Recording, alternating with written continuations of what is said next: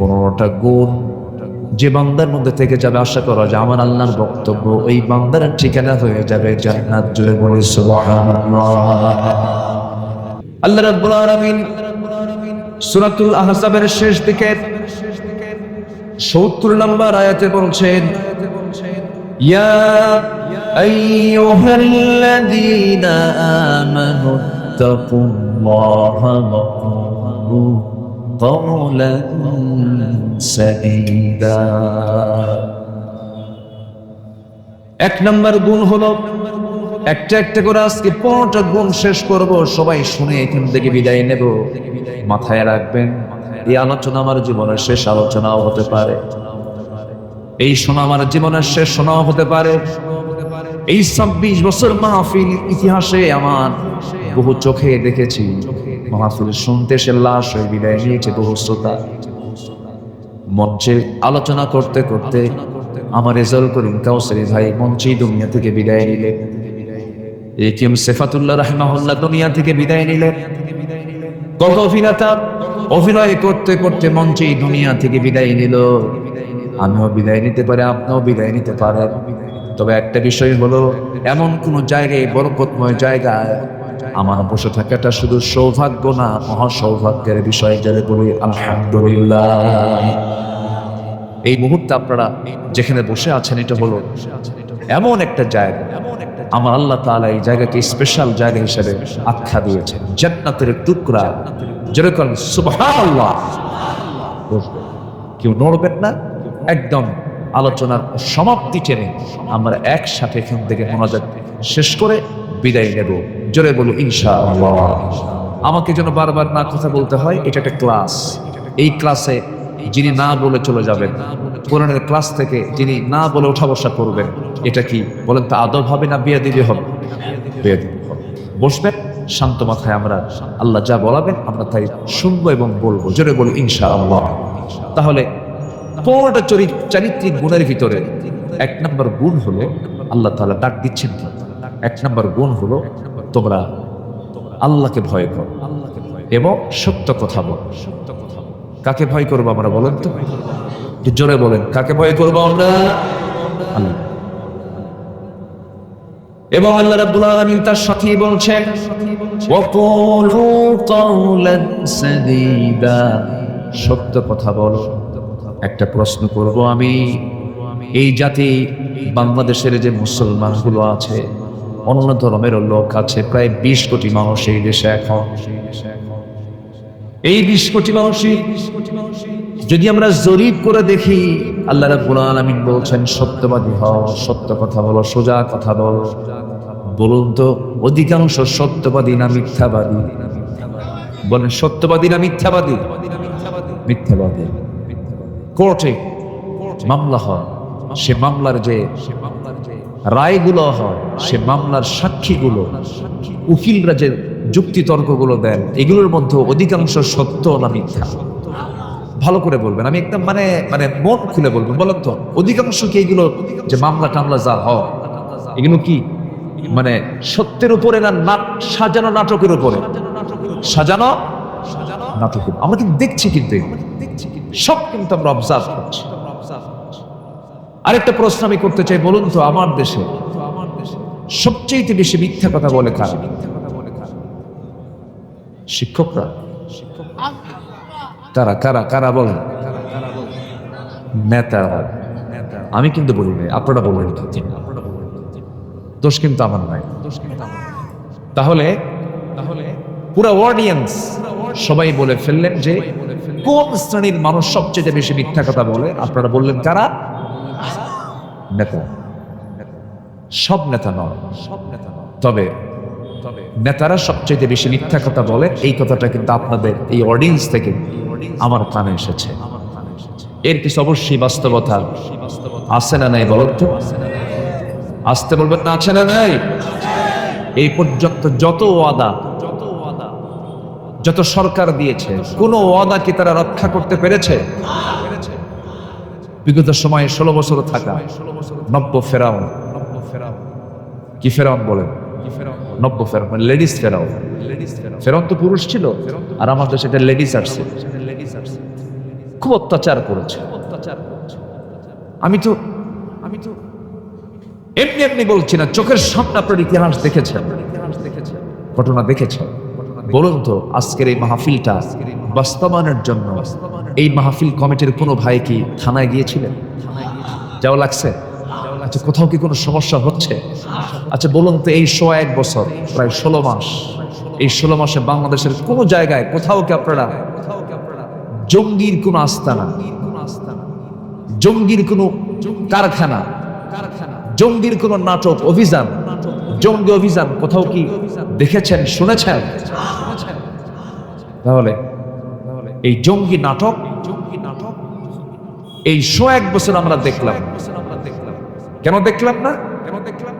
এই নাটকের যিনি মূল নাট্যকার, তিনি এখন দিল্লি গিয়ে বসে আছেন, ঠিক কিনা? কোথায় বসে আছে? কার বাড়ি? মামা বাড়ি। আল্লামা সাঈদীকে কে না ভালোবাসেন? 25 বছর আগে কি সুন্দর তার ভবিষ্যৎবাণী, ভবিষ্যৎ কথা। গাছের গোড়ায় নাড়া দেব, সোজা মামা বাড়ি দিল্লি গিয়ে পড়ব। লন্ডনে পড়েনি, বার্লিনে পড়েনি, আমেরিকায় পড়েনি, ইউরোপের কোন দেশে পড়েনি, পাশের ইসলামাবাদেও পড়ে নাই, শ্রীলঙ্কাও পড়ে নাই, ভুটান পড়ে নাই, নেপাল পড়ে নাই, সোজা মামাবাড়ি দিল্লি। 25 বছর আগের কথা। উনি বলেছিলেন 25 বছর আগে বাংলাদেশে এমন একটি সময় আসবে, পালানোর জন্য একটা ইঁদুরের গর্ত পর্যন্ত খুঁজে পাওয়া না, পায় না। কলার পাতায় বসেছিল মানিক মিয়া, জানেন না আপনারা? বিচারপতি মানিক। সম্মানিত বন্ধুগণ, এই মহান ব্যক্তিদেরকে যে পরিমাণ টর্চার করা হয়েছে, আল্লামা সাঈদীকে চেয়ারে বসে রাখা হয়েছে, একটানা 3 দিন ঘুমাতে দেওয়া হয়নি। চেয়ারে বসে রাখছে একটানা 3 দিন 3 রাত, হিন্দু অফিসার দিয়ে। মানে সব হিন্দু ভাই তো খারাপ না, অন্য ধর্মের ইসলাম বিরোধী, ইসলামকে সহ্যই করতে পারে না এমন কিছু অফিসার দিয়ে তাকে থাপ্পড় পর্যন্ত মারা হয়েছে। সেন্সলেস হয়ে জমিনে পড়ে গেছে। এই দৃশ্য সহ্য করতে না পেরে, এই চিত্র সহ্য করতে না পেরে আল্লামা সাঈদী রাহিমাহুল্লাহর কলিজার টুকরা বুলবুল সাঈদী হার্ট স্ট্রোক করে 2013 সালের দিকে দুনিয়া থেকে বিদায় নিয়েছেন। তার মা সন্তানের চিন্তায় শোকে শোকাহত হয়ে তিনিও দুনিয়া থেকে বিদায় নিয়েছেন। এই যে একটা পরিবারকে তিলে তিলে যে জুলুমগুলো করা হলো, আল্লাহ কি নাই? আল্লাহ কি নাই? আল্লাহ কি শোনেন না? আল্লাহ কি দেখেন না? আমি আব্দুল্লাহ আল আমিন 2018 সালে মাহফিল শেষ করে বিছানার চলে গেছি, বিশ্রাম নেব। হঠাৎ করে পুলিশ অ্যাটাক করে আমাকে ধরে নিয়ে চলে গেল। ওসি মহোদয় আমার দিকে আর তাকাতে পারছেন না, লজ্জায় তাকায়, মাথা নিচু করে আছে। বললাম, আপনারা আমাদের ধরে নিয়ে আসলেন কেন? হুজুর মাফ করে দেন। বললাম, মাফ করবো মানে? আপনি আমার ধরলেন, মাফ চাচ্ছেন কেন? হুজুর উপায় নাই, চাকরি বাঁচান তো ফরজ, বউ বাচ্চা আছে। আমি বললাম, ইমান বাঁচান তো নফল। আমারে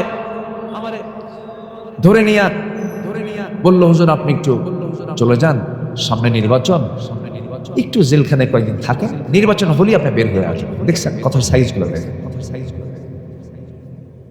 এরপরে আরো কিছু মামলা ঢুকায় দিয়া আমার জেল হাজতে পাঠায় দিল। দোষ তো কিছুই করি নাই, আমি জানিও না আমার দোষটা কি। আমি আজ পর্যন্ত জানি না আমার দোষটা কি। আমাকে ধরে নিয়ে চলে গেল, জেলখানায় ঢুকায় দিল। জেলখানার গেট দিয়ে ভিতরে ঢুকিয়ে দেখে এক মুরব্বী, 80 বয়স এক চাচা আমাকে দেখে লম্বা একখান সালাম দিয়ে বলে, হুজুর আপনি জেলখানায় ঢুকছেন? খুব খুশি হলাম। তো বললাম, জেলখানায় ঢুকলে কেউ খুশি হয়? চাচা বলে, হুজুর কতদিন মাহফিলে শুনেছি আপনার ওয়াজ, দূর থেকে দেখি শুনি, এত চেষ্টা করছে আপনার সঙ্গে মোসাফা করবো, কথা বলবো, পারি নাই। আল্লাহ কি সুন্দর মিলাই দিয়েছে, সামনে ধরা পড়ছেন, দোয়া করি জেলখানায় থাকি। আমি চাচাকে বললাম, চাচা আপনার জেলখানে আসার হিস্টোরি কি, কারণ কি, কি চুরি করে আসছেন? বাবা বিস্ফোরক মামলা দিচ্ছে।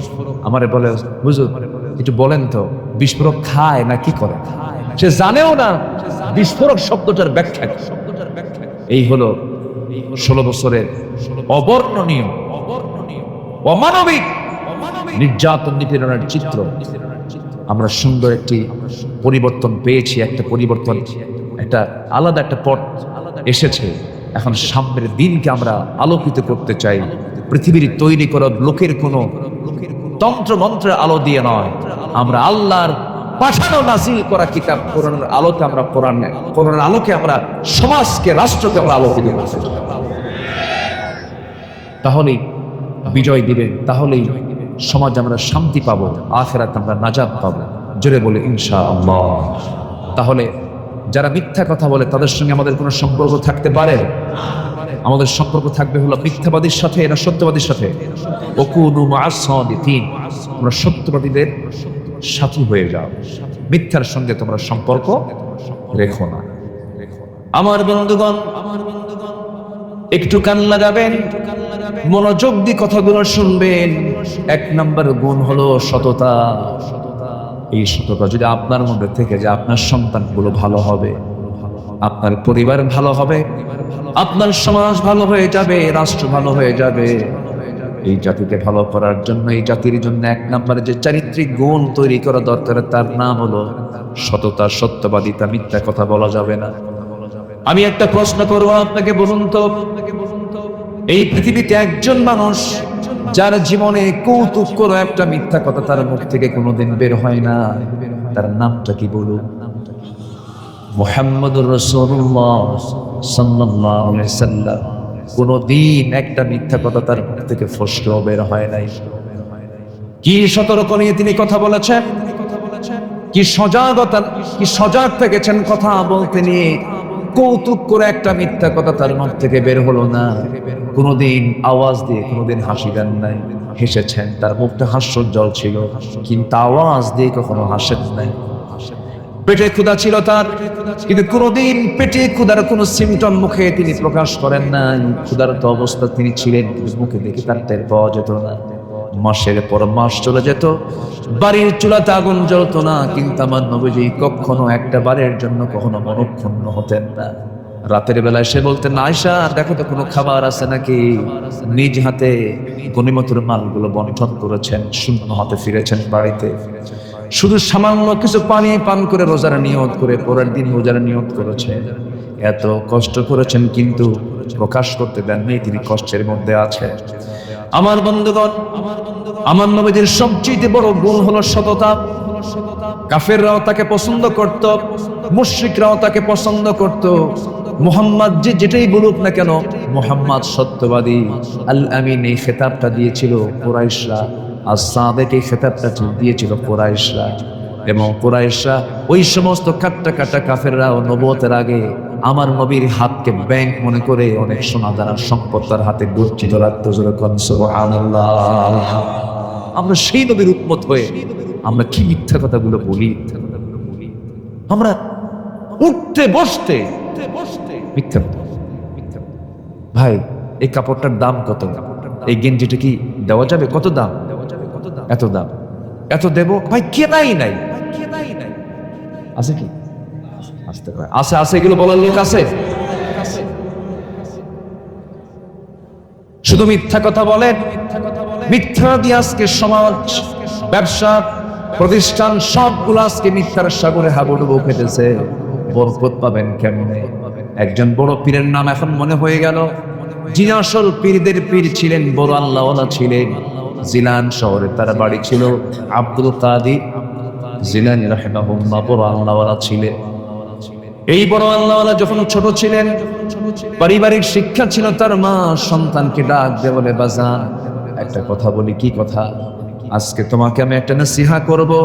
শিক্ষার উদ্দেশ্যে বাড়ি থেকে বের হচ্ছ, বাড়ি থেকে বের হয়ে চলে যাচ্ছ, দোয়া করি বড় শিক্ষাবিদ হও, বড় আলেম হয়ে যাও। বাবা আমি তোমার জন্য দোয়া করি, কিন্তু আমি তোমার মা হয়ে তোমাকে একটা নসিহা করছি, একটা উপদেশ দিতেছি। মরার সময় পর্যন্ত কোনোদিন জিহবা থেকে একটা মিথ্যা কথা কখনো বলবো না, জিহ্বাকে নাপাক করবো না। যাও বাবা। ছোট্ট ছেলে আব্দুল কাদের জিলানী ঘর থেকে বের হয়ে গেছেন শিক্ষা অর্জন করার জন্য।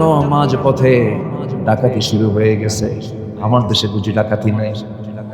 আসতে বলবেন আসে না নাই, আসে না নাই? ওই যে দুজন ভাই উঠলো, ব্যাপারটা কি? ওই যে দেখেন তো, ধরেন তো, একটু তদন্ত করেন তো। উঠলো কেন? বসেন। রাগ করতেছেন আপনারা? রাগ করতেছেন? আমি কাউকে উঠতে দেবো না ভাই। আমার একটা স্বভাব কি জানেন? আমার সামনে থেকে কেউ উঠতে নিলে আমার আলোচনা হেরে যায়। তো আপনার কারণে যদি মাহফিল যদি বন্ধ হয়ে যায় অথবা আমার আলোচনা যদি হেরে যায়, আপনি কত বড় আসামি এটি ভাবতেছেন কি? ঠিক না। আমি একটু কড়া শব্দই প্রয়োগ করে বললাম, মেহেরবানি করে কেউ আমরা উঠবো না, আর একজন লোক ওঠার চিন্তা করুন। আল্লাহ কবুল করুন। জোরে বলি আমিন। আমি তো আপনাদের মতো করে কথা বলতে পারি না।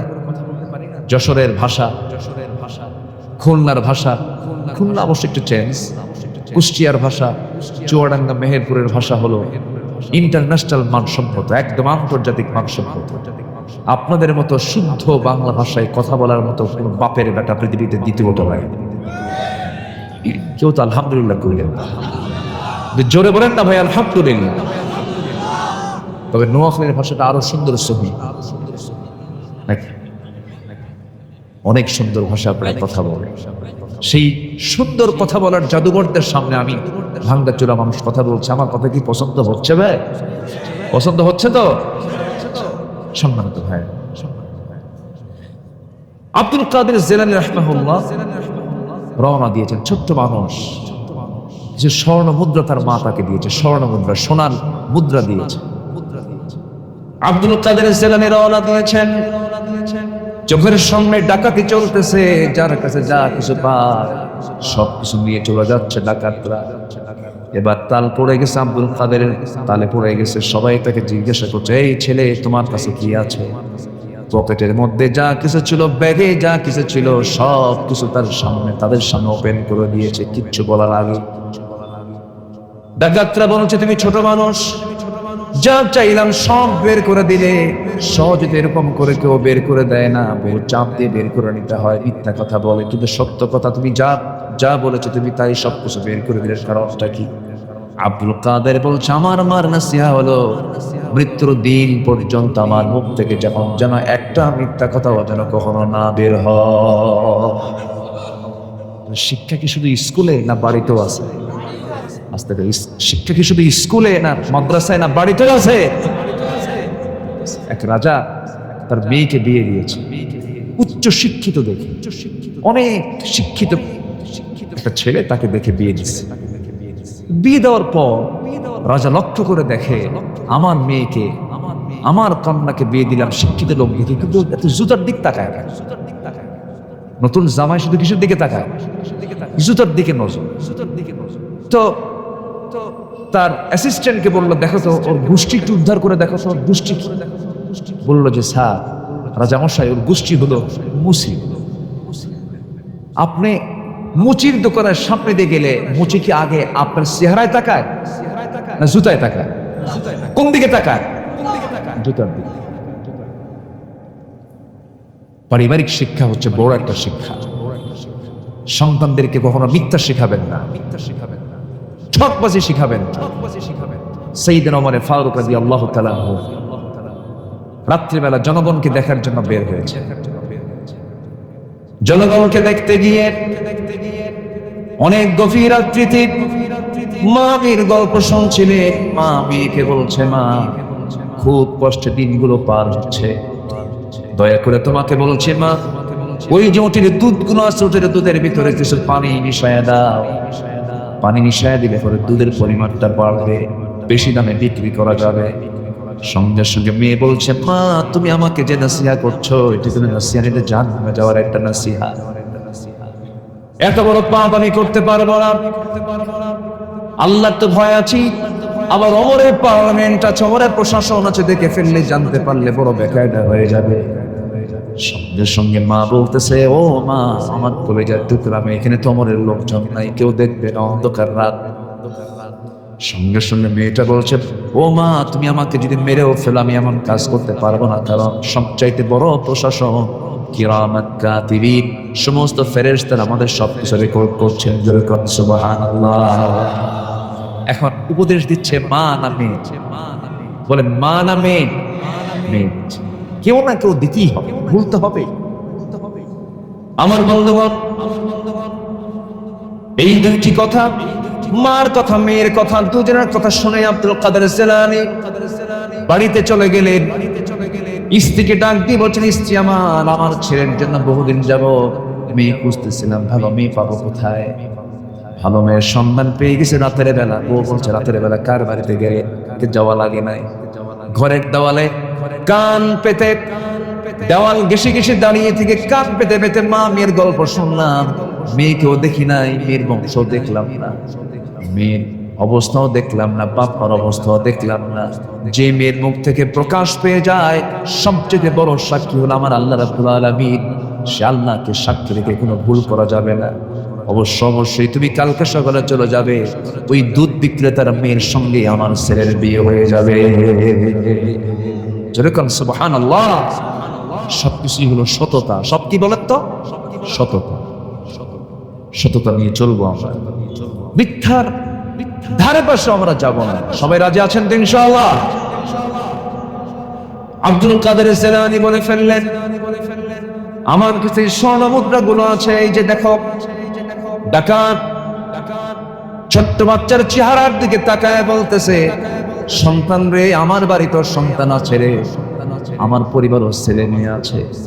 তোর উত্তম কথা, তোর উত্তম আচরণ, তোর মার নাসিহা আমাদের দিলের মধ্যে পরিবর্তন আনতে বাধ্য করলো। ডাকাতির পথ ছেড়ে দিলাম, তোর পথ আমরা ধরলাম। যেরকম সুবহানাল্লাহ। ভাইরে, একটা জাতি যদি সত্যবাদী হয়, সে জাতির ডেভেলপমেন্ট অন্য ধরনের। আমরা সত্যবাদী হব। আল্লাহ তাআলা এখন সত্যবাদী হলে কি হবে তার ফলাফল দিচ্ছে। পরামর্শগুলো আমরা কার নিচ্ছি বলেন? আল্লাহ। আল্লাহ রাব্বুল আলামিন সূরাতুল আহজাবের পরের আয়াতে বলছেন, আয়াত যদিও শেষ কিন্তু কথা শেষ হয় নাই। সাদিদাইন ইউসলিহ লাকুম, যারা আলেম উলামা আছেন, আল্লাহ রাব্বুল আলামিন বলেন, وقولوا قولا سديدا يصلح لكم أعمالكم ويغفر لكم ذنوبكم ومن يطع الله ورسوله فقد فاز فوزا عظيما. الله أكبر.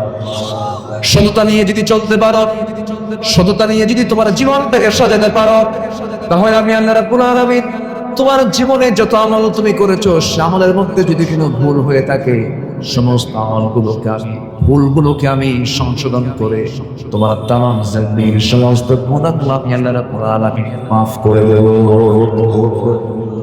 তাহলে গুণের কথাও আল্লাহ বললেন, আবার ওই গুণ অর্জন করলে কি বান্দাকে আল্লাহ পুরস্কার দিবেন তার কথাও সঙ্গে সঙ্গে কে জানায় দিবেন? আল্লাহ। তাহলে গুনাহ মাফ হয়ে যাবে কোন কাজ করলে? বলেন বলেন বলেন। সত্য কথা বললে। কোন কাজ করলে পরে আল্লাহ রাব্বুল আলামিন আমাদের ভুল আমলগুলো ঠিক করে দিবেন? বলেন কোন কাজ করলে পরে? বলেন সত্য কথা বলবে। তাহলে এক নাম্বার পয়েন্ট আমরা মোটামুটি হজম করে ফেললাম, সেটা হলো জীবনে এই জিহবা দিয়ে কখনো একবারের জন্য আমরা মিথ্যে কথা বলবো না। কেউ ইনশাল্লাহ বলেন দেখি? আরো জোরে, আরো জোরে, আরো জোরে। এক সাহাবী নবীর কাছে এসে বলছেন, ইয়া রাসূলুল্লাহ, আমাকে একটা আমল দেন। রাসূল বলেন, মিথ্যা কথা বলবো না, যাও। তাহলে ওয়াস রাসূল কয়টা করেছেন বলেন তো? বলেন কয়টা? এক সাহাবী এসে বলছেন, হুজুর আপনার আমাকে একটা আমল, আমাকে কিছু ওয়াস, আমাকে কিছু আমল দেন, আমাকে কিছু নসিহা করুন। রাসূল বলেন, তুমি একটা আমল করবা, কি? মিথ্যা কথা বলবা না, যাও। মিথ্যা কথা বলবা না, যাও। মানুষ ভালো হওয়ার জন্য 2 ঘন্টা ওয়াজ লাগে, 2 ঘন্টা ওয়াজ লাগে। এই যে একটা পয়েন্ট বললাম, এটা শুধু যদি আপনি ফলো করেন, আল্লাহর কসম, যে জিহবায় মিথ্যা নাই, ওই জিহবা জাহান্নামে যাবে না, যাবে না, যাবে না। ওই জিহবাকে আল্লাহ জাহান্নামে ফেলবেন কখনোই। আমার আপনার দোয়া 100% কবুল হবে যখন আপনার জিহ্বা গড়ে উঠবে সত্য কথা দিয়ে, আপনি যা বলবেন তাই কবুল হবে। শর্ত হলো ওই জবানে কোনোদিন মিথ্যা কথা আনা যাবে। কিন্তু ফোন এখন তো চলে আসছে, এই ফোনের যুগে ফোন দিলে ভাই আপনি কোথায় বলেন তো, কোথায়? চতুর্থ আসমান, অনেকে সপ্তম আসমানও যায়। আছে কিনা বলেন? ঘরের কোনায় থেকে বলে আমি সপ্তম আসমানে আছি। এই মিথ্যাগুলো আমরা অহরহ অবলীলায় বলে ফেলছি, যেন একটা যোগ্যতায় পরিণত হয়ে গেছে মিথ্যা কথা বলা। মিথ্যা বলা কোনো যোগ্যতা নয়। মিথ্যা মানে হলো জাহান্নামের দরজার কাছে গিয়ে দাঁড়িয়ে থাকে। ঠিক কিনা বলেন? মিথ্যা আল কিযবু উম্মুল খাতিআত, মিথ্যা হলো সকল পাপের মা। সকল পাপের মা কি? মিথ্যা। আমরা ছেড়ে দেব, রাগ করতেছেন মনে হয়। এই কথাগুলো কি বলার দরকার আছে? 16 বছর তারা যে কথাগুলো বলেছে, যে মিথ্যা রায়গুলো দিয়েছে, যে রায়গুলো দিয়েছে, সবগুলো কি সত্য না মিথ্যা বলেন তো? শুধু মিথ্যা, নির্জলা মিথ্যা। আল্লামা সাঈদীর একটা মামলায় সাক্ষী সাঈদীর বিরুদ্ধে সাক্ষী দিতে এসেছে। সে সাক্ষীর জন্ম হলো 79, জন্ম হলো 76, আর ঘটনা হলো 71। তাহলে 71 সালের ঘটনা, তার সাক্ষীর জন্ম হলো 76-এ। 5 বছরের পরে জন্ম নিয়ে সে 71 সালের ঘটনা দেখছে। কি কথা কি বুঝতেছেন আপনারা? সে হলো ওই মামলার সাক্ষী। দেখলো কেমনে? দেখলো হলো রূহের জগৎ থেকে। কিসের জগৎ থেকে? আর সেইগুলো সাক্ষীকে নিয়ে সাজানো পাতানো যে রায়গুলো দিয়েছে, তারই আজকে পরিণতি ভোগ করছে। তারাই পরিণতি ভোগ করছে। অর্থ দিয়ে শান্তি হয় না, টাকা দিয়ে শান্তি হয় না, সম্পদের মালিক হয়ে শান্তি হয় না। যদি প্রশ্ন করা হয় এই দেশের এখন 1 নম্বর ধনীকে, নাম চলে আসবে বেক্সিমকো গ্রুপের মালিক সালমান এফ রহমান। এই সালমান এফ রহমান 5 আগস্টের পরবর্তী কোথাও জমিনের কোথাও তার থাকার জায়গা নাই। গোটা পৃথিবীর সমস্ত জায়গা তার জন্য অচল হয়ে গেছে, থাকতে পারছে না। মুখের দাড়িটা কেটে ফেললো। বলেন তো, আমরা যে দাড়িটা রেখেছি, আমাকে যদি মেরেও ফেলা হয়, আপনাকে দাড়ি কাটবো? দাড়ি কাটবো, কারণ এই দাড়িটা সঙ্গে জড়িত হচ্ছেন মুহাম্মদ সাল্লাল্লাহু আলাইহি ওয়াসাল্লাম। বাঁচার জন্য এই সালমান এফ রহমান দাড়িটা কাটছিল, জানেন না আপনারা? দাড়ি কাটছে, মাথার চুল সাদা কালো বানাইছে,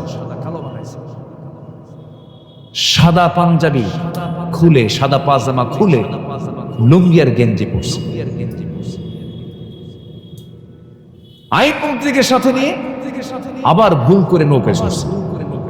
ভুল করে কোথায় চড়ছে? নৌকায় চড়ছে। পার আর হতে পারে নাই, কোস্টগার্ড ধরে ফেলছে। আইনমন্ত্রীকে চিনে ফেলছে। স্যার চলেন, থানায় চলেন। আমি কি একা আসছি? আমার একা নিয়ে যাবো কোনো? আমি কি একা আসছি? আমি জামাতের সাথে আসছি। কিসের সাথে? জামাতের সাথে। তো বললো যে কে আপনার সাথে আসছে? ওই যে দেখো, লোকটাকে দেখা যায় না তো, চেনা যায় না তো, ভালো করে দেখো। ওটাই দরবেশ। ওটা কে?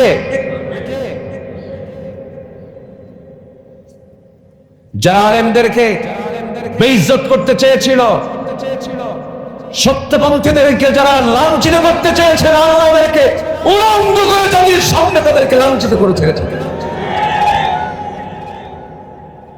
কারণ সম্মান নিয়ে খেলবেন না, আপনি নিজে অপমানিত হবেন।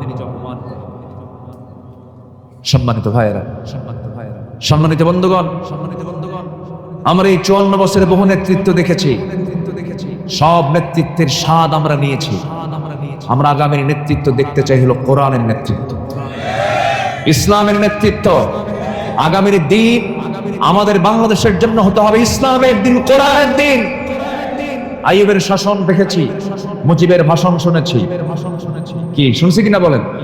আইয়ুব শাসন করেছেন, মুজিব ভাষণ দিয়েছেন, জিয়া খাল কেটেছেন, চাচা এরশাদের তাল ব্যথা উনি দেখিয়েছেন। আর 16 বছরে শুধু এই বাকি সময়গুলো আমরা দেখছি হরতাল আর হরতাল। সব থেকে শেষ, আগামীর বাংলাদেশকে আমরা সরাতে চাই কোরআনের বাংলাদেশ দিয়ে রাজি আছেন কারা কারা? হাত উঁচু করে রাখেন ইনশাআল্লাহ।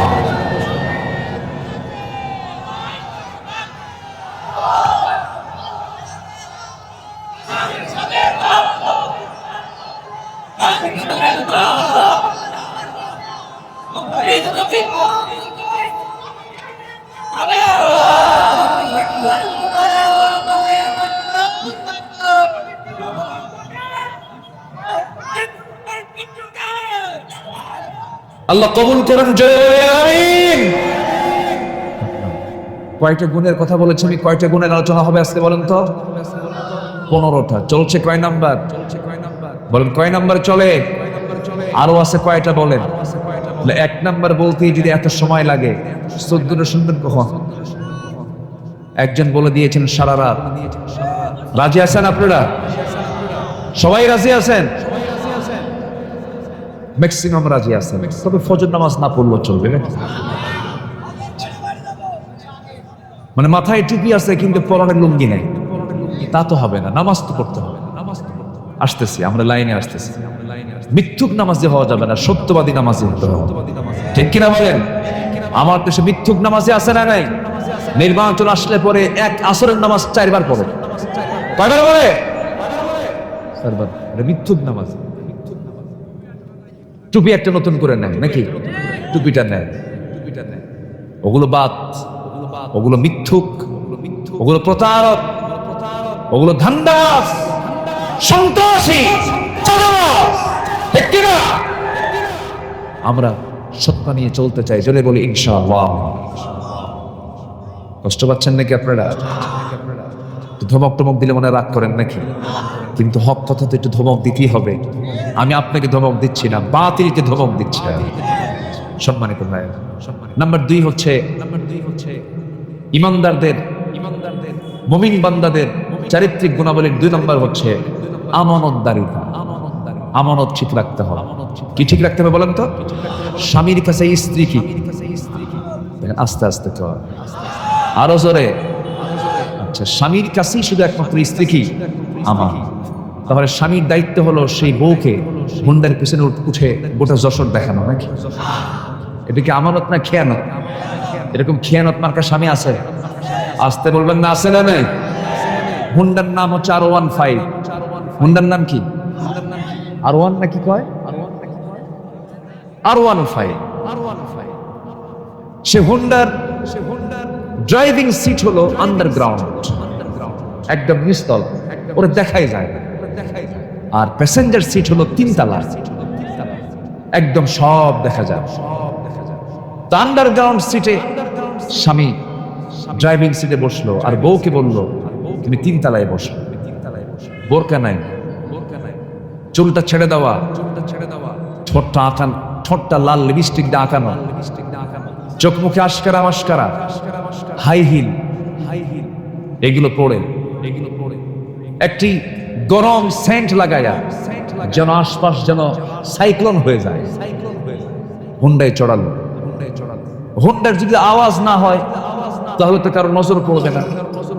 হুন্ডার পাইপ যেদিক দিয়ে ধোঁয়া বের হয় ওটাকে কি বলে?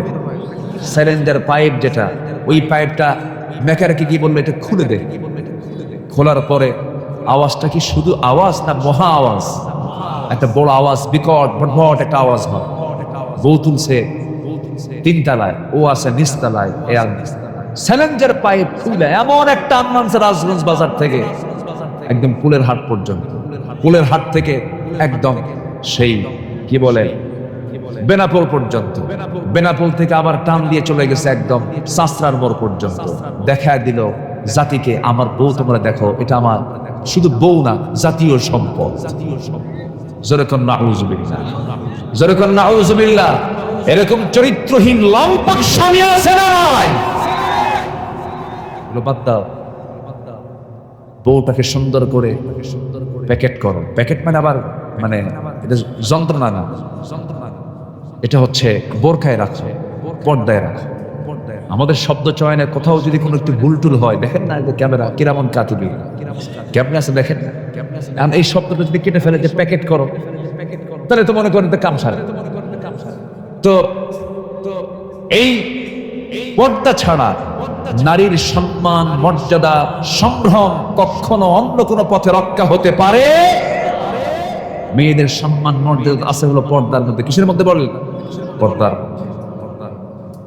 মুক্তা থাকে কিসের পেটে বলেন তো? মুক্তা থাকে কিসের পেটে? ঝিনুক থাকে কোথায়? সাগরের উপরে না সাগরের তলে? সাগরের তল। যত দামি দামি সম্পদ দেখবেন সব পর্দা, সব পর্দার মধ্যে থাকে, কোনো কিছুই পর্দার বাইরে নয়। ভাইরা, ডাবের পানি আর পুকুরের পানি, কোন পানি খাবেন বলেন? বলেন বলেন বলেন, কোন পানি? ডাবের পানিতে মুখ দেয় কয়জন? বলেন কয়জন? আর পুকুরের পানিতে গরুও যায়, কুত্তাও যায়, সবাই।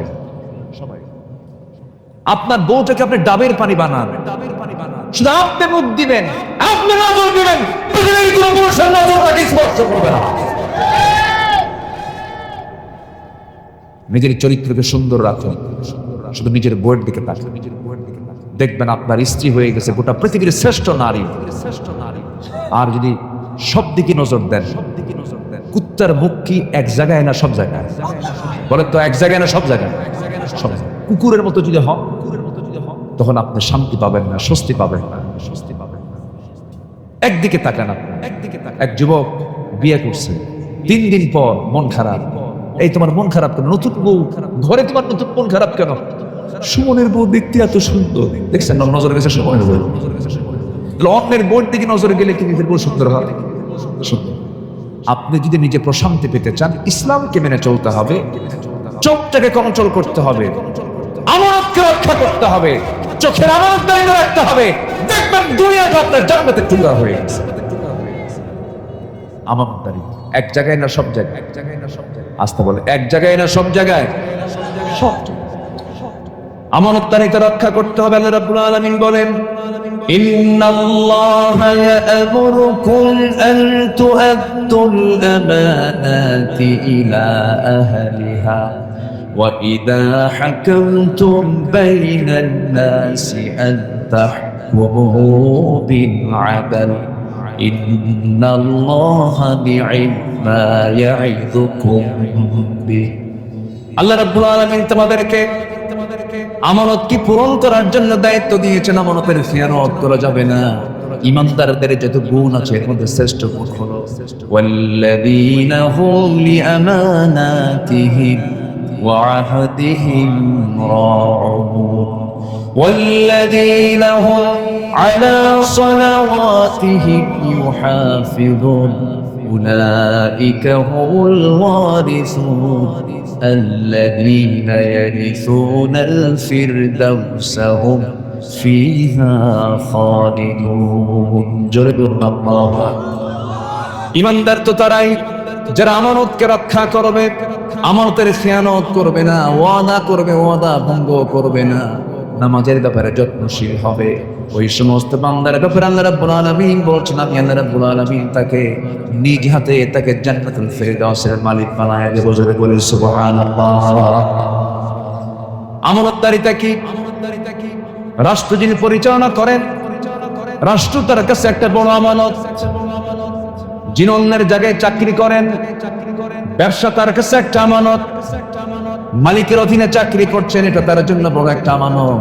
প্রত্যেকটা জায়গায় এমন আমানত রক্ষা করে চলতে হবে। লা ঈমানা লিমান লা আমানাতা লাহ, তার ঈমান নাই যার আমানতদারিতা নাই, যার ওয়াদা ঠিক নাই তার ঈমান নাই, বলেছেন মুহাম্মদ সাল্লাল্লাহু আলাইহি ওয়াসাল্লাম। রাষ্ট্র ক্ষমতা যে লোকের হাতে চলে যাবে তার কাছে বড় একটা আমানত। ওমর ফারুক রাদিয়াল্লাহু তাআলা আনহু যতদিন শাসন করেছেন, তার রাষ্ট্র তিনি পরিচালনা করেছেন। ইতিহাসে পাওয়া যায় যখন তিনি ক্ষমতার মসনদে বসলেন, সেই সময় থেকে শুরু করে নিয়ে মৃত্যুর দিন পর্যন্ত কোন রাত তিনি তার পিঠটাকে বিছানার সঙ্গে আলিঙ্গন করার সুযোগ পান নাই। কোন রাত তার ঘুম হয় নাই। ক্ষমতায় যখন আসেন তখন তিনি সুঠাম দেহের অধিকারী ছিলেন। ক্ষমতা পাওয়ার পর শক্তি শক্তি কাঠখড়ি হয়ে গেলেন। তাকে প্রশ্ন করা হলো, ওমর ফারুক রাদিয়াল্লাহু তাআলা আনহু, ক্ষমতা আসার পর আপনি স্বাস্থ্যহীন হয়ে পড়েছেন। কেঁদে কেঁদে বলছেন, ও আমার ভাইয়েরা, তোমরা আমাকে যে দায়িত্ব দিয়েছো এই দায়িত্ব আমাকে স্বাস্থ্যহীন করে তুলেছে। আমার ঘুম হয় না। রাতের আধারে তিনি কি করতেন? মাঝে মাঝে জনগণকে দেখতে যেতেন। দেখতে যখন যেতেন মাঝে মাঝে তিনি খালি পায়ে যেতেন, জুতো পায়ে তিনি হাঁটতেন না। রাস্তায় থাকতো পাথর, পাথরের রাস্তায় তিনি জুতো পায়ে হাঁটতেন না, কারণ জুতার সঙ্গে পাথরের যখন ধাক্কা লাগবে একটা শব্দ হবে। ওই শব্দে যদি আমার নাগরিকেরা যদি গভীর রাতের ঘুম যদি নষ্ট হয়ে যায়, কিয়ামতের দিন আমাকে আল্লাহ তাআলা আসামির কাঠ করে দাঁড় করাবে। কি চেতনা তাদের মধ্যে লালন হয়েছে! জনগণকে চুল পরিমাণ তারা কোনো কষ্ট দেন নাই। রাষ্ট্র একটা তাদেরকে সামানত ছিল। প্রত্যেক রাত্রি তিনি নামাজ পড়াতেন। নামাজ পড়ায় তিনি মসজিদ নববী থেকে আস্তে করে বের হতেন। স্ত্রীকে ডাক দিয়ে বলতেন, স্ত্রী আমার খাবার দাবার দিয়ে দাও, আমি বাইরে বের হয়ে যাব। রাত যখন গভীর হয়ে যেত জনগণকে দেখার জন্য তিনি বের হতেন। অনেকটা রাতের আধারে তিনি ঘর থেকে বের হলেন। বের হয়ে প্রথমেই একটা বাড়ির সামনে গিয়ে দাঁড়ালেন। চিৎকার আওয়াজ করে কান্নাকাটি করছে বাচ্চা। বাচ্চা কেন কাঁদে? সামনে দাঁড়ায় বলছেন, ও বাচ্চারা, মা সন্তানগুলো কেন কাঁদে? কি জন্য কাঁদে? কান্নার কারণটা কি? ভিতর থেকে আওয়াজ আসছে, বিধবা মানুষ, আমি আমার স্বামী দুনিয়া থেকে বিদায় নিয়েছে, ঘরে একমাত্র পানি ছাড়া কোনো খাবার নাই। ওমর ফারুক নিজেকে আসামি মনে করলেন, আহারে কি এমন কথা হলো, কেমন আচরণ হলো এটা। চলে গেছেন খাদ্য গুদামে, এক বস্তা আটা নিজের পিঠে বহন করে নিয়ে বিধবার বাড়িতে পৌঁছায় দিয়ে বললেন, আবার যখন আটা ফুরে যাবে আমাকে বলবো, অমর তোমার বাড়িতে আবার নিজ কাঁধে করে তোমার বাড়িতে দিয়ে যাবে। আরেক বাড়ির সামনে চলে গেলেন। ভিতর থেকে কান্নার আওয়াজ। বড় একজন মহিলা মানুষ কাঁদতেছে। জিজ্ঞাসা করলেন, কান্নার হেতুটা কি? কান্নার কারণটা কি? ডেলিভারির যন্ত্রণা শুরু হয়ে গেছে, প্রসব বেদনা শুরু হয়ে গেছে, বাচ্চা হচ্ছে না। কেন? ধাত্রী নাই। ধাত্রী ছাড়া বাচ্চা প্রসব হবে কেমনে? ওই গভীর রাত্রিতে তিনি কাকে ডাক দিবেন? লোক পেলেন না, সোজা চলে গেছেন বাড়িতে।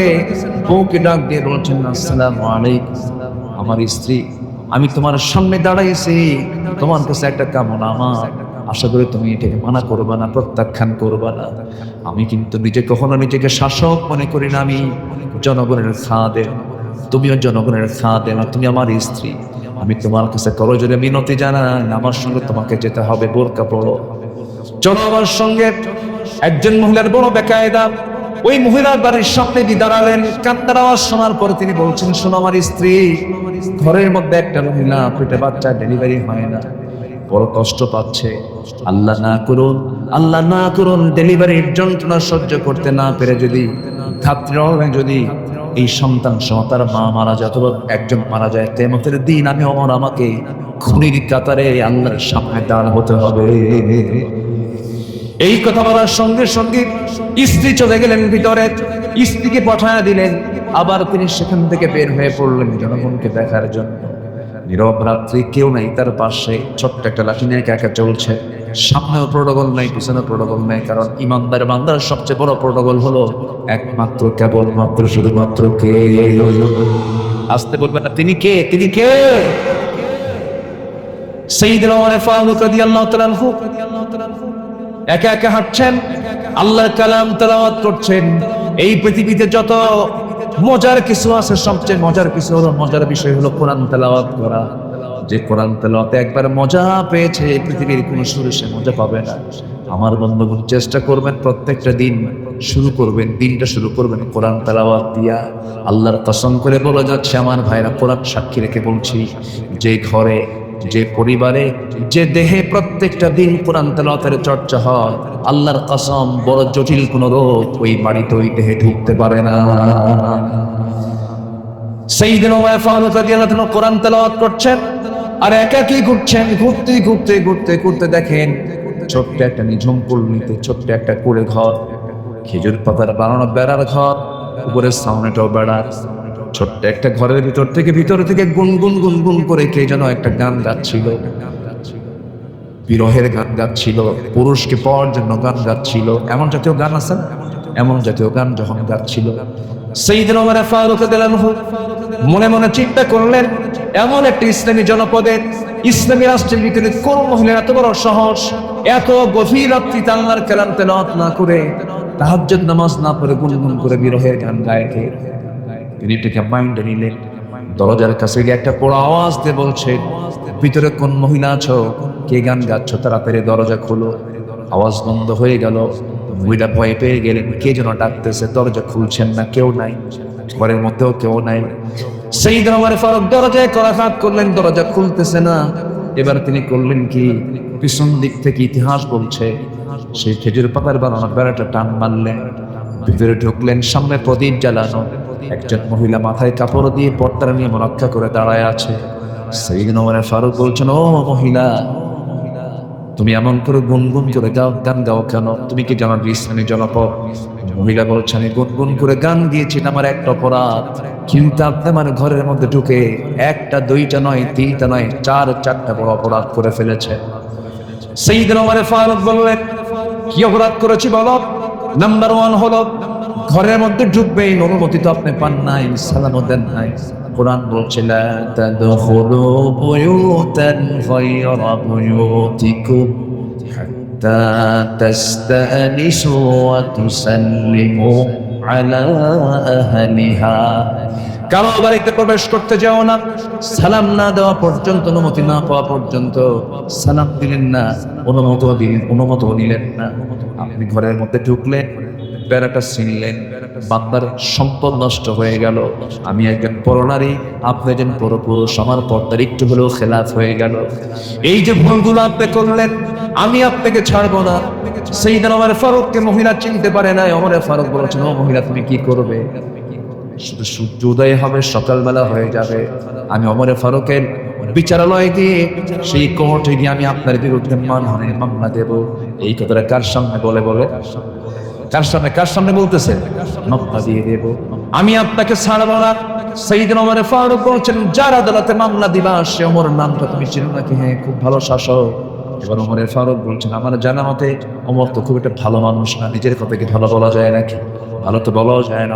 ওমর লোকটা তো তেমন একটা ভালো নয়। এই কথা শোনার সঙ্গে সঙ্গে তেরে বেগুনে খেপে ওঠে। মহিলা বলছে, দোষ আরেকটা যোগ হলো। দোষ আরেকটা কি হলো? যোগ হলো, ছাড়বো না আপনারে। সাইয়েদনা ওমর ফারুক রাদিয়াল্লাহু আনহু মাথা নিচু করলেন, চোখের পানি আটকাতে পারলেন না। চোখের পানি আটকাতে না পেরে কেঁদে কেঁদে আল্লাহকে বলছেন, আল্লাহ, এই মহিলার দোয়া তুমি আল্লাহ কবুল করে নাও, এই মহিলার সাক্ষ্যকে তুমি আল্লাহ কবুল করে নাও। আমি গুনাহগার বান্দা, কিন্তু ওই মহিলা বলে আমি ভালো বান্দা। আল্লাহ, তুমি বান্দির দোয়া তুমি আল্লাহ কবুল করো, চাওয়াটাকে তুমি আল্লাহ কবুল করে নাও। এবার ওমর ফারুক বলছেন, মহিলা শোনো, ঠিক আছে আমি দোষ করেছি, মামলা দিবা ভালো কথা, কিন্তু তুমি গুনগুন করে গান গাও কেন? এর কারণটা কি? এত গভীর রাতে এত কিছু বোঝো, আমার এত দোষ ধরলা, কিন্তু গুনগুন করে গান গাচ্ছ কেন? কি কারণটা কি? হেতুটা কি? ব্যাখ্যাটা কি? এবার মহিলা বলছে, শোনো, আজ থেকে 4 মাস পূর্বে আমার সঙ্গে বিয়ে হয়। আমার স্বামীর সঙ্গে মাত্র 3 থেকে 4 দিন 4 রাত আমি তার সঙ্গে ছিলাম। এই সহবাসের পরে আজকে 4 মাস গত হতে চলে, 4 মাস পার হয়ে গেছে। আমার স্বামীকে এই জনপদের খলিফা ওমর ফারুক রাদিয়াল্লাহু আনহুর লোকজন এসে আমার স্বামীকে সীমান্ত প্রহরায় নিয়োগ দিয়ে তাকে নিয়ে চলে যায়। আজকে 4টা মাস গত হতে চলে, আমার স্বামীকে দেখি না, তার সঙ্গে কোনো কথাবার্তা হয় না। এই গভীর রাত্রিতে হঠাৎ করে আমার ঘুম ভেঙে গেল, ভিতরের স্বামীর প্রেম জাগ্রত হয়ে গেল। আমার বৈধ স্বামীকে পাওয়ার জন্য আমি গভীর রাত্রিতে গুনগুন করে গান গাচ্ছি না। সাইয়েদনা ওমর ফারুক মনে মনে চিন্তা করছেন, আহারে, দোষ আরেকটা যোগ হয়ে গেছে। কি কথা কি বুঝতেছেন আপনারা? কথা বুঝতেছেন? একজন অর্থ দুনিয়ার শাসনকর্তা জনগণের রায় নেবার জন্য কেমন করে আড়াল হয়ে জনগণের কাছ থেকে রায় নিয়ে আসতেন। ওমর ফারুক এবার বলছেন, মহিলা শোনো, তুমি কি আমাকে ছাড়বা না? কেন আমি ছাড়বো না? একটা প্রশ্ন করি। কি প্রশ্ন? কিন্তু ওমর ফারুকের কিন্তু কোনো দোষ ছিল না, কারণ তিনি একটা দেশের রাষ্ট্রপ্রধান। তিনি যে কোনো আসামিকে ধরার জন্য ঢুকতে পারেন কিনা বলেন? ঢুকতে পারেন কিনা বলেন? ঢুকতে পারেন। তিনি প্রশাসকের প্রশাসক। সাইয়েদনা ওমর ফারুক রাদিয়াল্লাহু তাআলা আনহু সঙ্গে সঙ্গে বলছেন, ঠিক আছে, কিন্তু তুমি আমার বিরুদ্ধে যে মামলা দেবে, আমি তার আগে তোমাকে একটা প্রস্তাব করব। সেই প্রস্তাবটা হলো, তোমার যে কাঙ্ক্ষিত স্বামী আজকে 4 মাস যাবত তুমি তাকে দেখতে পাচ্ছ না, সেই স্বামীকে যদি আমি তোমাকে কাল সকালে সূর্য উদয়ের আগে যদি তোমার বাড়িতে যদি পৌঁছা দিতে পারি, তুমি কি আমার বিরুদ্ধে কোনো মামলা দিবা নাকি? মহিলা প্রশ্নে হাসি মেরে বলছে, ও আল্লাহর গোলাম, আমার স্বামীকে যদি কালকের দিনের মধ্যে যদি হাজির করে দিতে পারো, কোনো মামলা দেব না। দেখছেন কোথায় নক করলেন? জোরে কাল সুবহানাল্লাহ। শাসকটাকে বলে একদম উনি বুঝলেন যে এই রোগীর রোগ কোথায়, রোগীর রোগটা কোথায়, রোগটা ধরে ফেললেন। এবার বললেন ঠিক আছে তুমি থাকো, আমি চলে যাচ্ছি, তোমার স্বামী সময় মতো চলে আসবে। নিজের পরিচয় সম্পূর্ণ আত্মগোপন করলেন সাইয়্যিদুনা ওমর ফারুক রাদিয়াল্লাহু তাআলা। আল্লাহু আকবার। চলে গেছে বাড়িতে। বাড়িতে গিয়ে বউয়ের সঙ্গে দেখা। বউটাকে ডাক দিয়ে বললেন আমার স্ত্রী, একজন মহিলা, একজন নারী তার স্বামীকে কতদিন পর্যন্ত না পেলে পরে তার ফিতনায় যাওয়ার সম্ভাবনা আছে, কতদিন পর্যন্ত সে ধৈর্য ধারণ করতে পারে স্বামী ছাড়া? একটু আমাকে বলো তো। স্ত্রী বলছেন আমার স্বামী আপনি কত বড় একজন জ্ঞানী মানুষ, আপনি আমাকে প্রশ্ন করছেন না? তুমি নারী মানুষ, তুমি তো নারী, তুমি বলতে পারবে। এবার তার স্ত্রী বলছেন একজন স্বামীকে ছাড়া একজন নারী 3টা মাস, বড় জোর 3টা মাস, 3টা ঋতুস্রাব পর্যন্ত, অল মুতাল্লাকাতু ইয়াতারাব্বাসনা বিআনফুসিহিন্না সালাসাতা কুরু, তালাকপ্রাপ্ত নারীর অপেক্ষা করতে হয় কয় মাস? বলেন কয় মাস? 3 মাস কয়েকটা দিন। বিধবা নারীর জন্য আরবাআত আশহুরিন ওয়া আশরা, 4 মাস 10 দিন অপেক্ষা করতে হয়। তো এই কথা জানার সঙ্গে সঙ্গে 3 মাস পার হয়ে 4 মাস ক্রস হয়ে গেছে। সেনাবাহিনী প্রধানকে ডাক দিয়ে খলিফা ওমর ফারুক বললেন শোনো ও সেনাবাহিনী প্রধান, আজকের থেকে প্রত্যেক সৈনিকের জন্য 3 মাস পর পর সাধারণ ছুটি আমি ওমর ফারুক আমার খেলাফত থেকে আমার রাষ্ট্রপতি ঘোষণা করা হলো। জোরে করুন সুবহানাল্লাহ। রাষ্ট্রটাকে তারা কত বড় আমানত মনে করেছে। এমন একজন আমানতদার শাসক কি আমরা বাংলার জমিনে দেখতে চাই? সবাই কি দেখতে চান? আল্লাহ কবুল করুন, জোরে বলি আমিন। সম্মানিত ভাইয়ের, গুণ দরকার হলো 15টা। চলতেছে কয় নাম্বার? বলেন কয় নাম্বার চলতেছে? আরো আছে কত? 13টা। নুরু, ওয়াজ কি শেষ না শুরু? বহু কথা এখনো পড়ে আছে। আল্লাহ কবুল করুন, জোরে বলে আমি। খুব ভালো মানুষ আপনারা, কি সুন্দর, কেউ নড়ছেন না, বসে আছেন, কোরআনগুলো শুনছেন। আল্লাহ আমল করার তৌফিক দান করুন, জোরে বলি আমি। নাম্বার 3 হলো ধৈর্যশীলতা। আমি কি শেষ করে দেবো না? চলো আপনি যা বলবেন তাই। ওনারা চিনেন? বড় ভাই, মাশাআল্লাহ, আলহামদুলিল্লাহ। জি, নাম্বার 3 হচ্ছে ধৈর্যশীলতা। নাম্বার 3 কি বলেন তো? ধৈর্যশীলতা, সবর। বলুন তো, এখানে যে বসে আছেন ধৈর্যের দরকার নেই? আজ থেকে ধৈর্যের দরকার আছে না নাই? একজন লোক আপনাকে গালি দিল, জবাব আপনি দিতেনি, থেমে গেলেন, কি দরকার? বলেন কি দরকার? বলেন। ধৈর্য হলো যোগ্যতা, রাত কোনো যোগ্যতা নয়। একটা জঙ্গল এমনি হয় কোনো যত্ন লাগে না। জঙ্গল কি যত্ন করতে হয়? এমনি হয়। বাগান কি করতে হয়? যত্ন করতে হয়, সাজাতে হয়, সেখানে পরিশ্রম করতে হয়, টাকা খরচ করতে হয়, এরপর বাগান গড়ে ওঠে।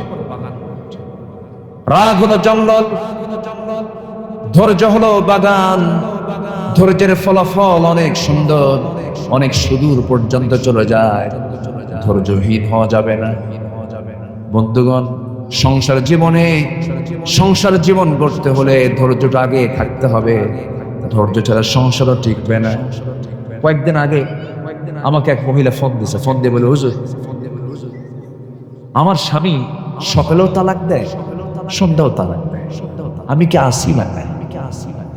কি শুনতেছেন আপনারা? শুনছেন? মানে মহিলা বলতেছে আমার স্বামী রুটিন ওয়ার্কের মতো সকালেও তালাক দেয়, বিকেলেও তালাক দেয়, আমি কি আসি না? বলে তালাক দিয়া শেষে আবার আমাদের কাছে এসে বলে, হুজুর কাম তো সারছে, 2টা মেয়ে আছে, ভুলটুল হয়ে গেছে, হুজুর রাগের মাথায় তালাক দিচ্ছে, হুজুর বউটাকে ফেরত নিয়ে আসা যাবে না? মার্ডার করে কয় ফেরত নিয়ে আসা যাবে না? এরকম বহু স্বামী স্ত্রী পরিচয় বহন করে তারা সংসার করছে, কিন্তু রীতিমতো জেনা হচ্ছে। এমন সংসার আছে না? প্রত্যেক গ্রামে 2-1টা করে খুঁজে পাবেন। আছে, এই আছে না? আসতে বলবেন না, আছে না নাই? সবাই জানে যে তালাক দিছে, এরপরে সংসার করছে। জানে এগুলো সব হচ্ছে রাগের ফলাফল। এত রাগ কেন? মুখে তো তালাক শব্দ আসে কেন? মায়েরা কি মাহফিল আছে নাকি? মায়েরা কি মাহফিল আসছে? বলি আলহামদুলিল্লাহ। জি, তালাক শব্দ পুরুষের মুখে থাকবে কেন? এটা আইনের ভাষা। আপনি কেন মুখ দেবেন? আপনাকে অনেক কাজ আছে, দরবার আছে, সালিশ আছে, বৈঠক আছে, মুরব্বীদের নিয়ে কথাবার্তা আছে, 3 তুহুরে 3 তালাক আছে, তালাকের পদ্ধতি আছে, তালাক নামে একটা সূরা আছে। কিছুই না জেনে না বুঝে নিজের মুখে আইন তৈরি করে আপনি তালাক মেরে দিলেন। এই জাতীয় বদভ্যাস যারা আনবে, এই জাতীয় মানে জুলুম যারা করবে, উচিত কি তাদের? উচিত হচ্ছে তাদেরকে ওই যে বাঁশ গাছ আছে না, বাঁশের যে ডালগুলো আছে, ওগুলো কি কঞ্চি, বাঁশের যে কঞ্চিগুলো আছে, যে চিকন কঞ্চিগুলো একদম পাকা বাঁশের, ওই কয়েকটা কঞ্চি এক জায়গায় করে পিছন দিকে বানানো। বেকুব গুলো আকাম কুকাম কইরা পরে কান্দে, পরে আর কোনো থা পায় না। আল্লাহ তাআলা এই ধৈর্যহীনতা থেকে আল্লাহ পাক এই জাতিকে হেফাজত করুন। জোরে বলি আমিন। আল্লাহুম্মা আমিন। ধৈর্য আনবেন। সব দোকানে কাপড় বিক্রি করতে নিছেন, গেঞ্জি বেচবেন, গেঞ্জি বিক্রেতা গেঞ্জি কিনতে আসছে, 1 গেঞ্জি দেখে না 10 গেঞ্জি দেখে? 10টা আগে দেখবে, এরপরে গেঞ্জি একটা দেখে সে নেবে অথবা নেবে না। হয়তো 10 গেঞ্জি দেখার পরে পছন্দ 10টার মধ্যে একটা হয় না, চলে যাচ্ছে। আপনি কি করবেন? এই দিকে এত দেখলি কেন? বলতে পারো ব্যবসা হবে, ব্যবসা হবে। সব জায়গায় ধৈর্যের দরকার। এই পৃথিবীতে যত পয়গম্বর ছিলেন, সব পয়গম্বররা ছিলেন হলো ধৈর্যের পিরামিড। আদম আলাইহিস সালাম থেকে শুরু করে আমার রাসূল পর্যন্ত সমস্ত পয়গম্বররা ছিলেন সবাই ধৈর্যশীল বান্দা। চরম ধৈর্যের পরিচয় তারা দিয়েছেন।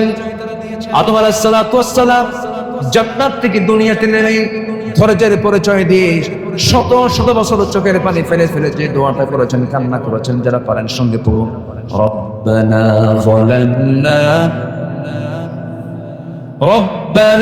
যালামনা আনফুসানা ওয়া ইন লাম তাগফির লানা ওয়া তারহামনা লানাকুনান্না মিনাল খাসিরিন। জোরে বলুন আল্লাহু আকবার।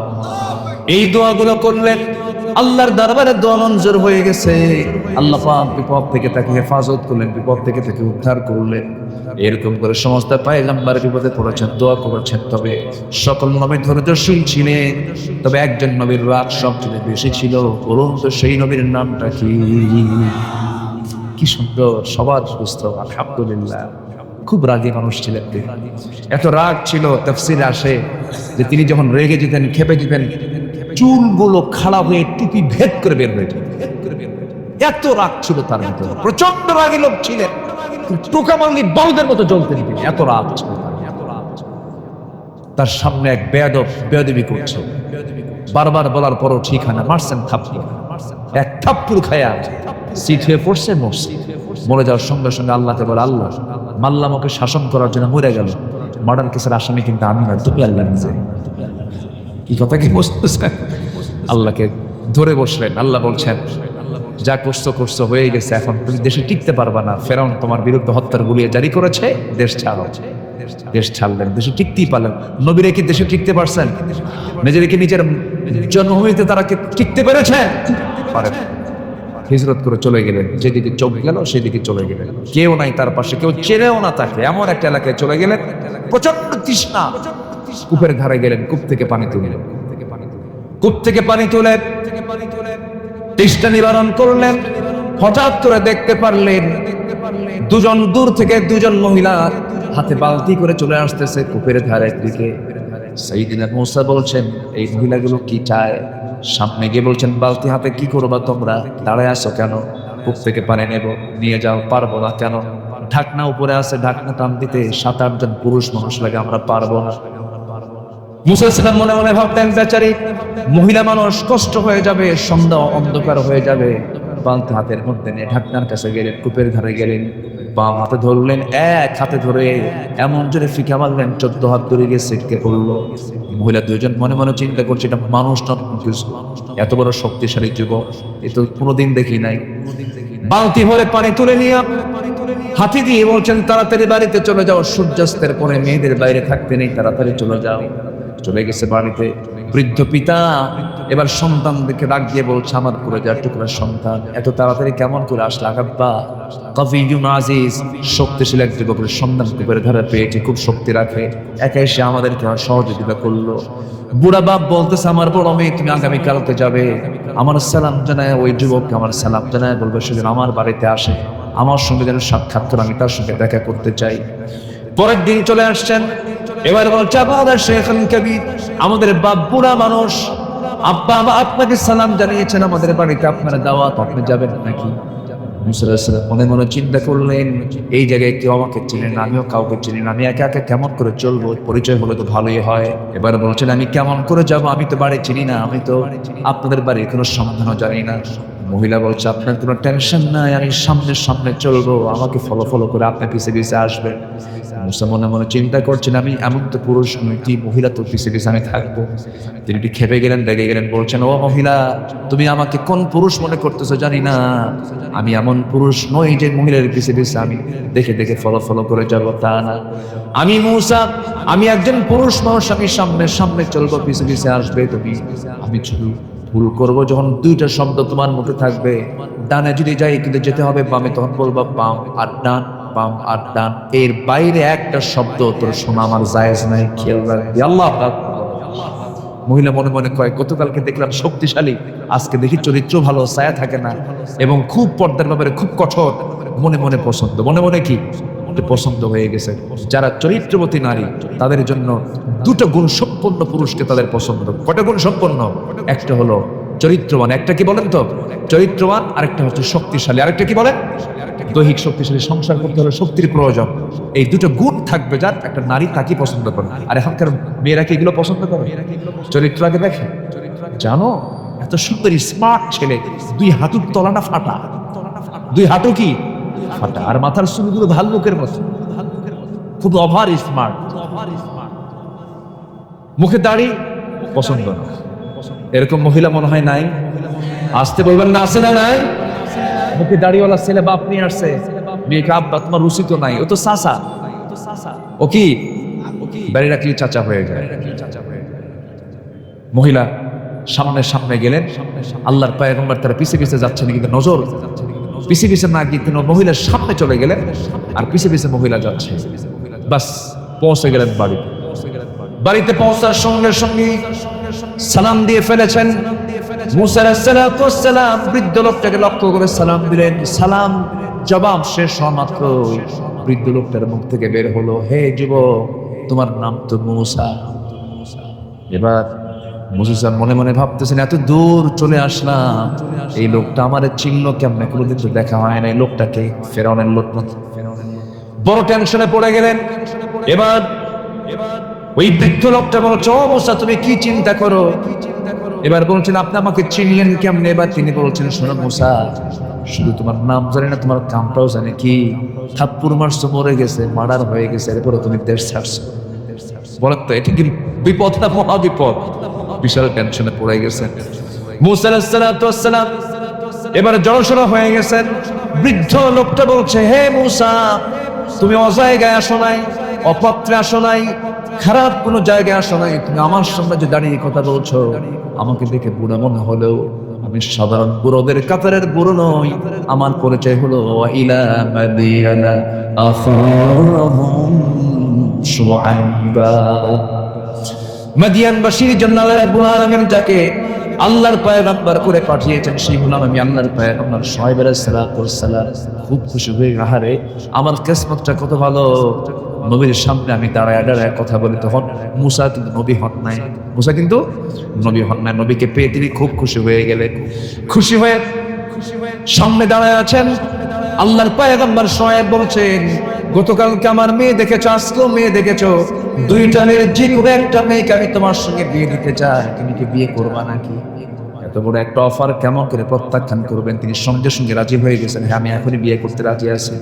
এবার আল্লাহর পয়গম্বর বলছেন, আমার মেয়েকে যে বিয়ে দেবো, তোমার রেকর্ড তো ভালো না, কেন থাপ্পুর মারলে মানুষ, থাপ্পুর মারলে কি করে?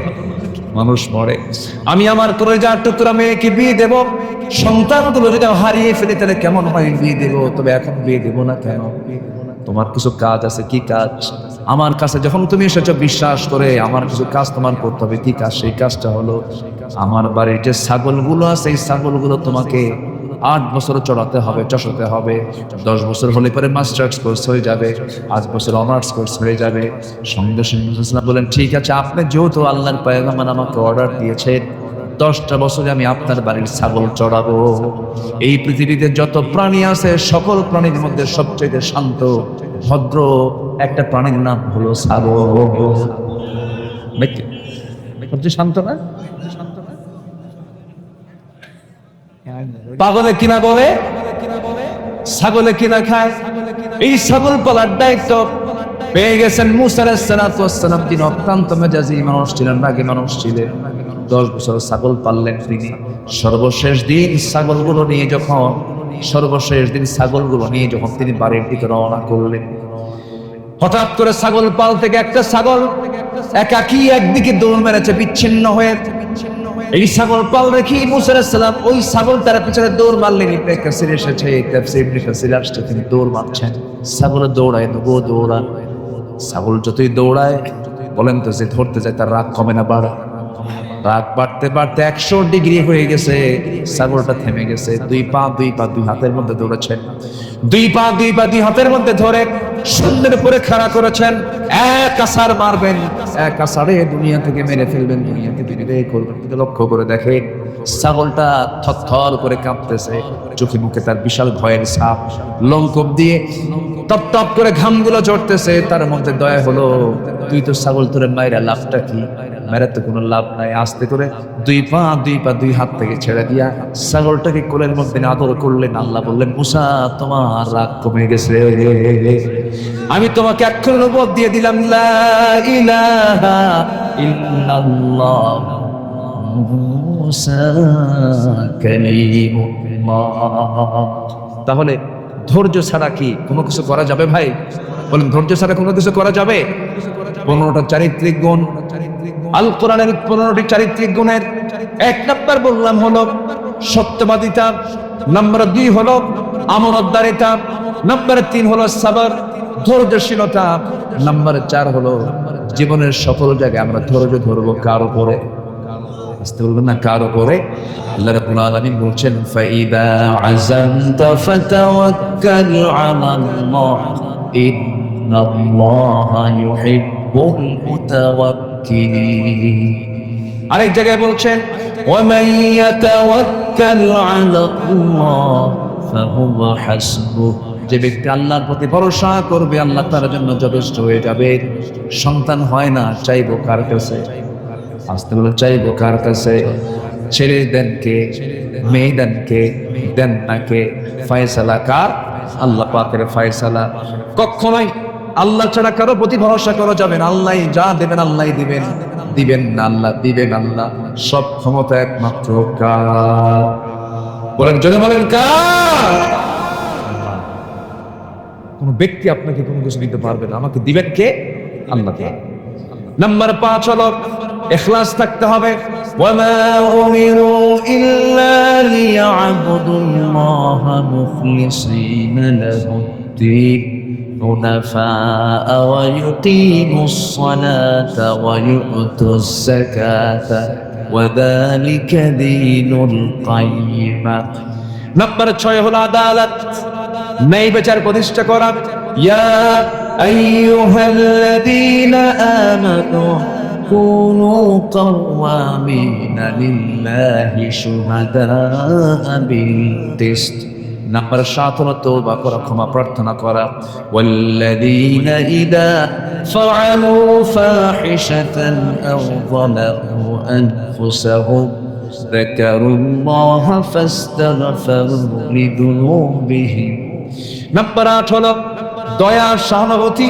খুযিল আফওয়া ওয়া আমর বিল উরফি ওয়া আ'রিদ আনিল জাহিলিন। নাম্বার 9 হলো নম্রতা। বলেন তো আমরা নম্র হব না উগ্র হব? বলেন বলেন, উগ্র হব না নম্র হব? নম্র হব। ওয়াইবাদুর রাহমানিল্লাযীনা ইয়ামশুনা আলাল আরদি হাওনা وإذا خاطبهم الجاهلون قالوا سلاما। নম্বর 10 হলো কৃতজ্ঞতা, কৃতজ্ঞ হওয়া।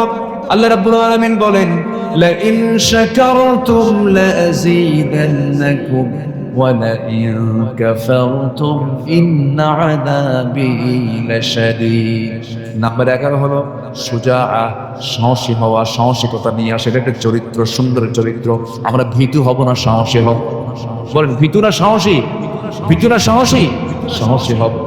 ইয়া আইয়ুহাল্লাযীনা আমানু ইসবিরু ওয়া সাবিরু ওয়া রাবিতু ওয়াত্তাকুল্লাহা লাআল্লাকুম তুফলিহুন। জোরে বলুন আল্লাহু আকবার। নাম্বার 12 হলো সৎ কাজের আদেশ দেবে, অসৎ কাজের বাধা দেবে।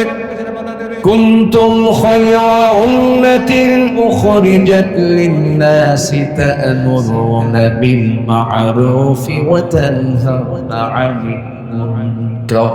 নাম্বার 13 হলো বিশ্বাসযোগ্য হতে হবে, সেকা আনতে হবে। ওয়াল্লাযীনা হুম লিআমানাতিহিম ওয়া আহদিহিম রাউন। নাম্বার 14 হলো ইখলাস ফিল আমাল, কাজের ক্ষেত্রে নিষ্ঠা থাকতে হবে, কাজের ক্ষেত্রে নিষ্ঠাবান হতে হবে। নাম্বার সর্বশেষ হলো 15 নম্বর হলো সহনশীল হতে হবে। আল্লাহ তাআলা হালিম, আল্লাহ নিজেও সহনশীল, আমরা সহনশীল হব। আল্লাহ রাব্বুল আলামিন বলেন, ক্রোধকে যারা সংবরণ করবে, ওয়াল কাযিমিনাল গায়যা ওয়াল আফিনা আনিন নাস ওয়াল্লাহু ইউহিব্বুল মুহসিনিন। জোরে বলুন আল্লাহু আকবার। যারা ক্রোধকে সংবরণ করবে, সহনশীল যারা হবে, মানুষকে যারা মাফ করা শিখবে, মাফ করে দেবে, আল্লাহ রাব্বুল আলামিন ওই সমস্ত মুহসিন বান্দাদের দারুণ ভালোবাসেন। জোরে বলুন সুবহানাল্লাহ। এই 15টা গুণ আমরা অর্জন করবো। জোরে বলে ইনশাআল্লাহ। আর জোরে বলে ইনশাআল্লাহ। ঠিক 12টা বাজে, 11:59 বাজে। কেউ যাবেন না, আমরা একসঙ্গে দোয়া করবো। যে যেখানে আছেন আমরা একসঙ্গে দোয়ায় শামিল হব। কিছু প্রশ্ন এখানে আসছে, আমরা 15টা পয়েন্টে কথা বললাম। ফজর নামাজ সবাই কি পড়বেন ইনশাআল্লাহ? কারা কারা ফজর পড়বেন হাত তুলে দেখান তো দেখি। জোরে বলি ইয়া আল্লাহ। আরো জোরে ইয়া আল্লাহ। আমাদেরকে ফজর, যোহর, আসর, মাগরিব, ইশা 5 ওয়াক্ত সালাত আদায় করার তৌফিক তুমি আল্লাহ দিয়া দাও। জোরে বলি আমিন। আরো জোরে আমিন। বাড়িতে রাখবেন 3টা জিনিস। একটা হলো আল্লাহর কালামের তেলাওয়াত। বলুন তো কি, বলুন তো কি? তেলাওয়াত। নাম্বার 2 হচ্ছে বাড়িতে রাখবেন নামাজ। বাড়িতে রাখবেন কি বলেন? নামাজ। আরেকটা রাখবেন বাড়িতে হলো পর্দা। কি রাখবেন বলেন তো? পর্দা। তাহলে কোরআন তেলাওয়াত, তেলাওয়াত, নামাজ আর কি? পর্দা। পর্দা 16 আনা থাকতে হবে। খালাতো ভাই, মামাতো ভাই, চাচাতো ভাই, দুলা ভাই, এই সমস্ত ভাইদের সাথে কোনো বোন দেখা করতে পারবে না। দেবর, ভাসুর, দুলা ভাই দেখা করা জায়েজ নাই। এই সমস্ত কঠোর, এই সমস্ত মূল পর্দাগুলো আল্লাহ তাআলা এই এলাকার প্রত্যেকটা ঘরে ঘরে আল্লাহ পাক পয়দা করে দিন। জোরে বলি আল্লাহুম্মা আমিন। গুণ ছাড়া কি জান্নাত পাওয়া যাবে ভাই? পাওয়া যাবে। গুণ অর্জন করতে হবে। ইমানদার নরমাল কোনো বান্দা হবে না। ইমানদাররা হবে হলো স্পেশাল। ইমানদাররা হবে হচ্ছে ব্যক্তিত্ব সম্পন্ন। ইমানদাররা হবে হলো সমাজের মধ্যে অনন্য, সমাজের মধ্যে ভিন্ন একটি রূপ তাদের দেখা যাবে। তাদের কথা, তাদের আচরণ, তাদের নেচার, তাদের স্বভাব, তাদের লেনদেন, তাদের সবকিছু হবে সবার থেকে একরকম না ভিন্ন রকম? ভিন্ন রকম। যেরকম ইমানদাররা বেশি বেশি বিড়ি খাবে নাকি? কিছু কয় না। ইমানদাররা বেশি বেশি মিথ্যা কথা বলবে। এটা কি বলেন তো? এটা কি কোনো ভালো আচরণ বলেন তো?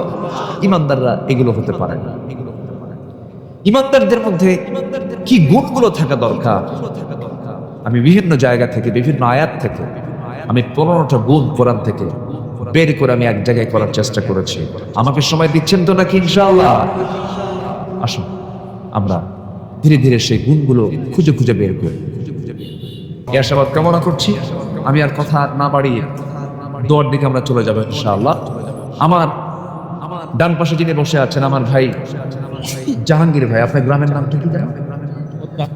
কোদলাপাড়। দারুল কোরআন হাফিজে একটা এতিমখানা তিনি চালু করেছেন কোদলাপাড়ায়।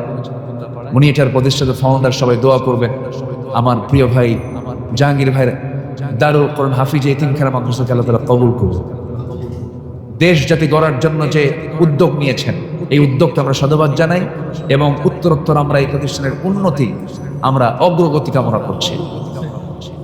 জি, আগামী 13ই ডিসেম্বর একটা মাহফিল সেখানে উনি নিয়েছেন, সেখানে আমির হামজা উনি সেখানে থাকবেন, সবাই সেখানে। 13ই ডিসেম্বর তো বহুদূর, আপনাদের আগাম দাওয়াত দিলাম। জি ইনশাআল্লাহ, আসুন আমরা যতটুকু হয়েছে আমরা বলে ফেলি আলহামদুলিল্লাহ।